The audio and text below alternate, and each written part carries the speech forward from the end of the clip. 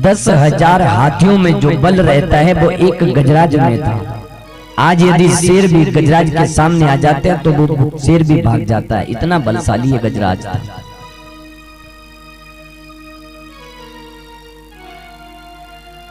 एक दिन की बात है, गजराज अपने परिवार के साथ जा रहा था, गर्मियों के दिन।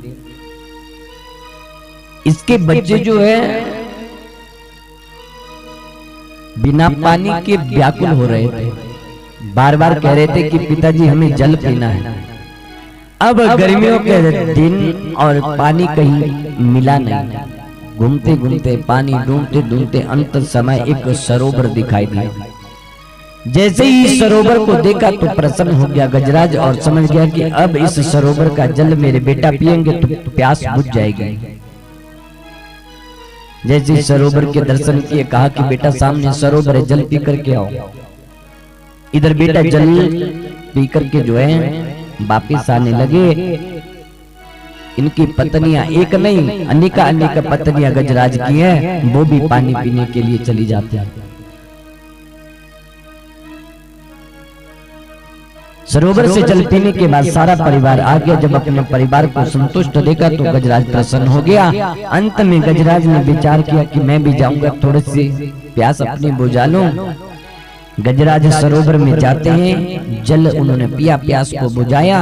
और हाथी का स्वभाव सभी जानते हैं कि जब भी हाथी को कोई भी वस्तु दिखाई देती है, जल हो चाहे मिट्टी हो या रेत हो, कुछ भी हो, तो पानी पीने के बाद गजराज उस पानी को अपने ऊपर सूंड के द्वारा जरूर फैलाता है।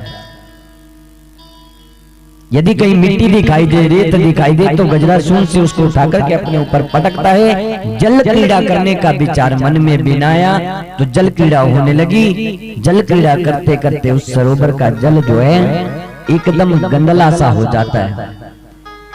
आज उसी सरोवर में बैठे एक मगर ने देखा कि मेरे इस सरोवर को कोई गंदला कर रहा है, तो इस मगर ने गजराज को पकड़ लिया।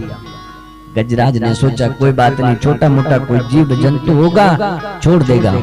बहुत समय हो गया पर मगर ने उसका साथ नहीं छोड़ा,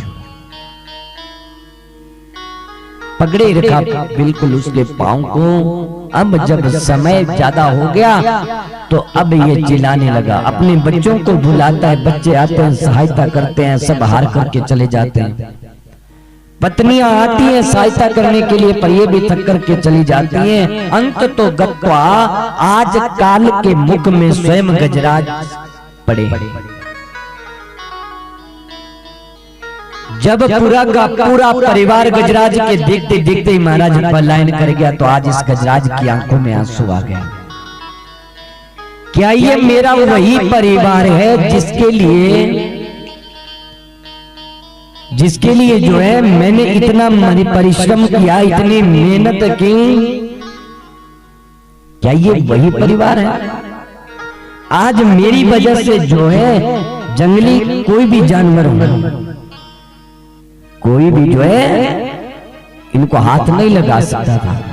ये केवल गजराज की कथा नहीं है कि भागवत जी में जो गजराज जी की कथा बताई गई है, ये हर एक उस घर के गजराज की कथा है जिसने अपना पूरा जीवन अपने परिवार में लगाया। पर जब अंत समय उस व्यक्ति का आया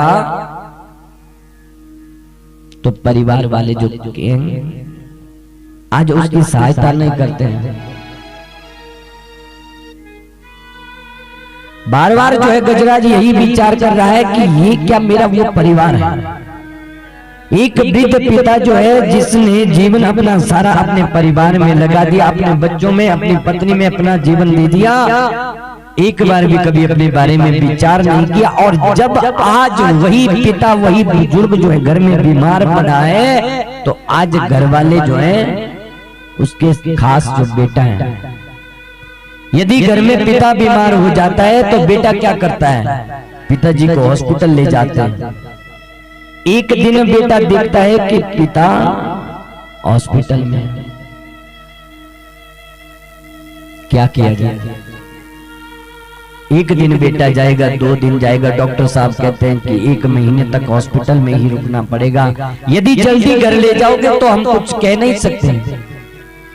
अब बेटा जो है सर्विस भी करनी है, नौकरी में है, तो कैसे बनेगा? 1 महीना तक कौन हॉस्पिटल जाता रहेगा? एक दिन बेटा जाएगा, दूसरे दिन जाएगा, फिर हाथ जोड़ लेगा पिताजी, अपनी माँ से कहेगा माँ तुम पिताजी का ख्याल रखना। 1 महीने तक पिताजी को डॉक्टर साहब ने कह दिया कि इसी हॉस्पिटल में रखेंगे। तुम्हें पता है माँ कि हमारे पास इतनी छुट्टियां नहीं है।